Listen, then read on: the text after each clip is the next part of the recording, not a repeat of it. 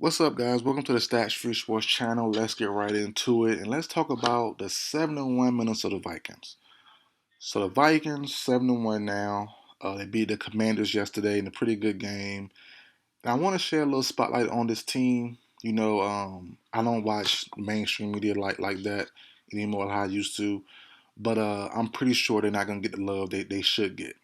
This team is 7-1, leading the NFC North. Now, I don't know, but I would guess the main story would be the Packers struggling, and the Bears, Fields playing well but losing, and the Lions beating the Packers. But I think what gets lost in the sauce is how well Kirk Cousins and the Vikings are playing right now. They're a dangerous team. And the funny thing is, no, I'm not, oh, first thing first, I'm not a Vikings fan. I'm a Falcons fan, but I cover all teams. If I find some worth talking about, I'll cover it for that team. I don't care which team it is, rival team for the NFC South or not. But the Vikings I've mentioned all summer long, all season long.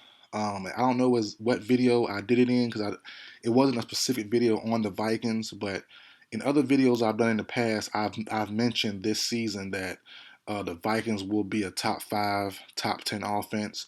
And I don't know numbers wise. My name is Stats Street Sports. I don't care about the numbers. I haven't looked, but they looked the part, And I think they'll get even better now. They trade for T.J. Hawkinson, which was a steal in my opinion. He's a great tight end. Kind of got lost in the sauce in Detroit the last couple years without Matthew Stafford. And I was begging for the Vikings to trade for a tight end this trade deadline. Irv Smith is garbage. I'm not gonna lie to you. All respect, I'm not NFL, but just a fan watching it. Not a fan of like them, but a fan of football watching Irv Smith. He's too inconsistent. I've said that for a couple years now. I always pair Irv Smith with Evan Ingram from the Jags now, formerly of the Giants.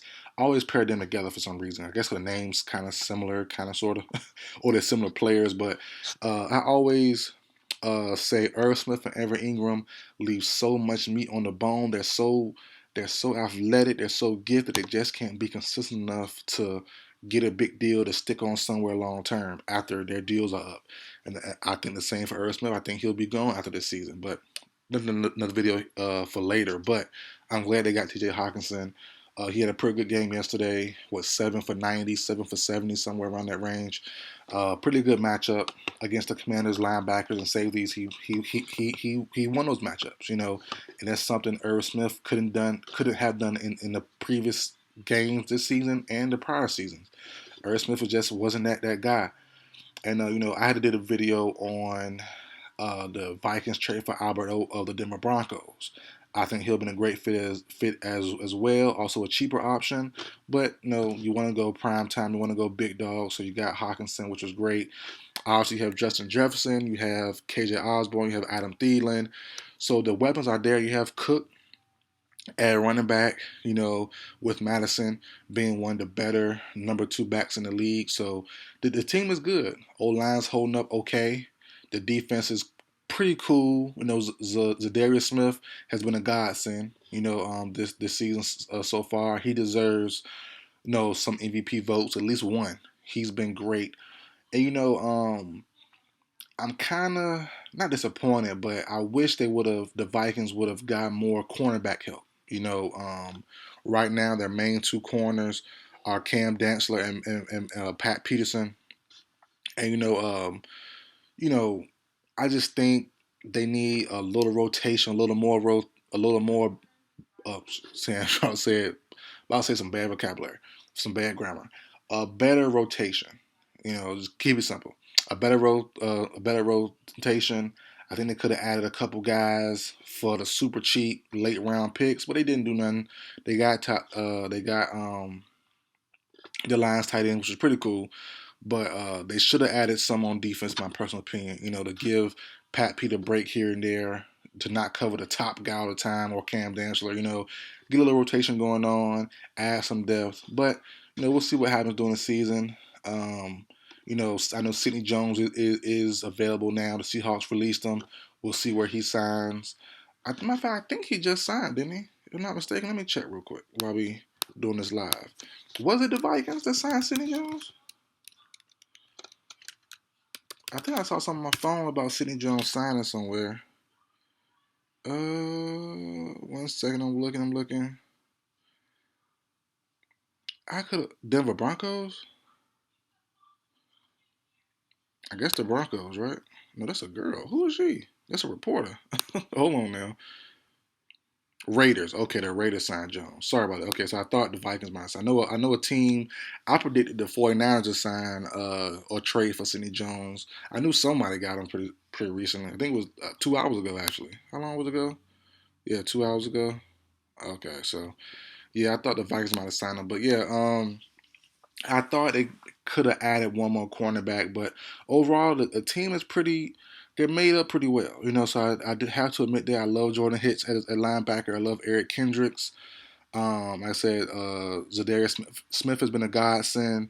If Daniel Hunter can step his game up a little bit, if he can step his game up and match Smith, not even match him, just do his normal stuff, the Vikings would be that more dangerous. They are coming up on a little tough stretch in that schedule. Next, I believe, is the Bills, Cowboys, Patriots, then Jets, and Lions. Add them too. That's a tough 5 game stretch. Um, we'll see. We saw the Bills lose to the Jets. The Cowboys is a tough matchup. Patriots are now a tough matchup. The Jets, they're somehow winning everything almost, so their defense is no joke. The Lions are no joke either. If they could manage their late game situations better, they would have a better record. And that's also going to last year as well. Dan Campbell's done a bad job doing their late game management, but so that 5 game stretch is pretty tough. You don't go on 2 more weeks. Colts, then the Giants, tough matchups. So go on 2 more weeks. Packers and Bears. So there is a situation where I don't think they're gonna go to 700 nothing like that, 500 something like that. But they're gonna be some tough matchups. And they're gonna definitely win some hopefully, but they will lose a couple in that mix most likely. I would point to the Bills next week. Cowboys, and I'll say probably the Jets. Maybe the Jets. Maybe. We'll see. Um, but every game right now is so dangerous. Every team they're gonna face, except for the Colts, is playing well. We'll see what the Giants. We'll see what these teams are later on during the year. It's only week 9, 9 more weeks left, so injuries will happen. Things will happen from that point on. Players might get hot, so we'll see what the Vikings run into during those individual weeks. But right now, I can see them only losing about 2 or 3 more games, if that.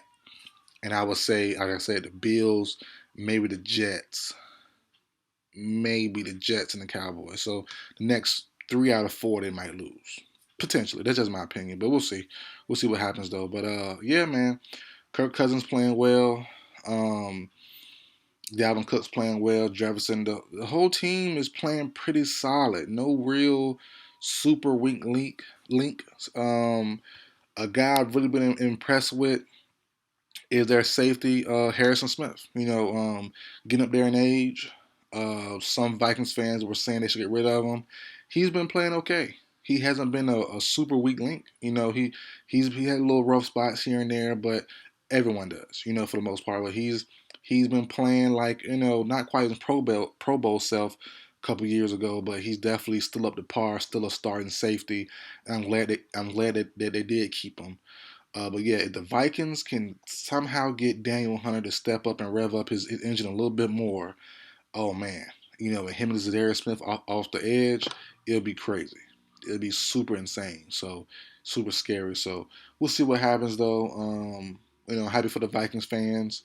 They've had a good squad for a couple years now, but this year could be their year. I think they are a real legit title contending team. We know primetime Kirk is a thing. Hopefully he can bounce back and get off get the monkey off his back, get that stigma off of him, and he can go in the playoffs if they do get there, which they should. I don't see why not. But if they do, for some reason, falter, hopefully they still get in the playoffs, and primetime Kirk can really be prime time and not be a joke anymore. So we'll see what happens though, guys. That's it for video. Like, share, comment, subscribe. I will see you guys next time.